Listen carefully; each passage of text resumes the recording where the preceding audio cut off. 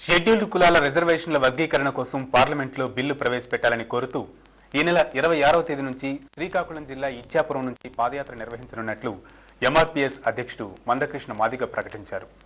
పాదయాత్ర ముగిసే మే 14వ తేదీన హైదరాబాద్లో మాదిగ తిరుగుబాటు మహాసభను నిర్వహిస్తామని ఆయన తెలియజేశారు.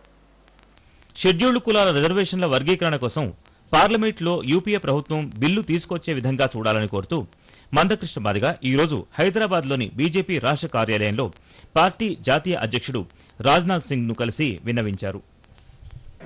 వచ్చే మే నెలలో జరగబోయే పార్లమెంట్ సమావేశాలకు సరే బిల్లు ప్రవేశపెట్టే విధంగా ముందుకు రావాలని మేము కాంగ్రెస్ను కోరుతున్నాం.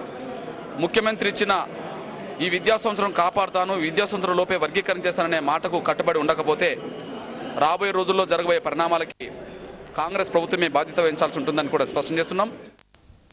వర్గీకరణకు అనుకూలంగా రాష్ట్ర ప్రభుత్వం ప్రయత్నాలు ముమ్మరం చేయకపోతే పోరాటం తప్పదని మందకృష్ణ మాదిగ హెచ్చరించారు.